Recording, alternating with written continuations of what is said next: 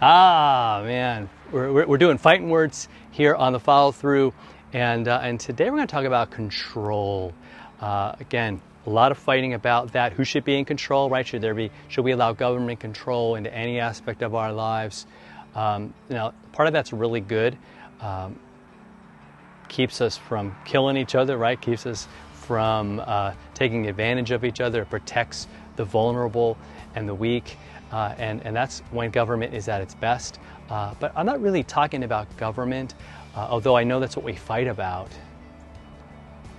But God's talking about control in terms of our own lives. See, you're not going to hear a lot about that in our world today. Now, you're going to talk about someone controlling you or you wanting to control someone else. 'Cause let's be honest, we don't mind doing that sometimes. If we can call the shots, man, if I can, force someone to do something, that's not bad, especially if it benefits me. But God's talking about your life. He's talking about your soul. He's talking about how you do life. And in 1 Thessalonians chapter 4, we're going to look at verse 4.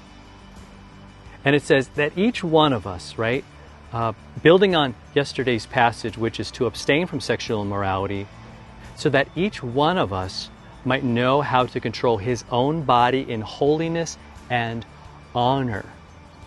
So again, it's evaluating. Something we don't do a lot of. We evaluate other people, but what about me looking at my life, man? How much is my life about holiness? How much of my thought life and the way that I look at people and the way I act, is it all about holiness? Is it all about honor? Am I trying to honor other people? Am I trying to honor God? Or do I just hope that happens? It's not going to happen magically. It happens with intentionality when I say, okay, I've been saved, I'm loved by God, I am forgiven, He has given me life, He's given me hope, and I'm going to go with Him. I'm going to live a life where I'm going to ask God to help me. I mean, I've got the Holy Spirit with Him, and we've been talking about that a lot during these fighting words throughout the summer. Holy Spirit, where it's the temple of the Holy Spirit, my body. So He's in control. I'm under His guidance, His ownership. Problem is I don't like to listen. We don't. I would rather just listen to what I think is right. But I know, and we all know, like sometimes that might be okay, but a lot of the times it just drives us off the cliff. God's saying get control. Or maybe better yet, have God take control and have control of you, because He knows what's best. And He's always going to do what's right and what's best for us, and it's just going to be really, really awesome every time. I just know that.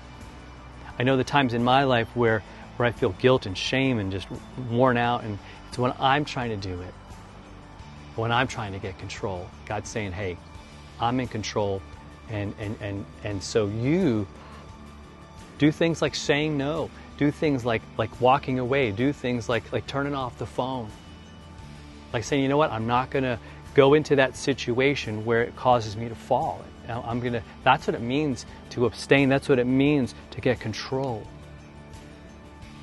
It's just something just simple. It's just saying, you know what, I'm going to have no part of that.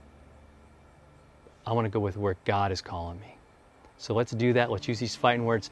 If this is helpful to you, share it with somebody or hit that subscribe button. Would love to hear your comments and to get into a discussion about a lot of these things. All right, we'll talk to you next time.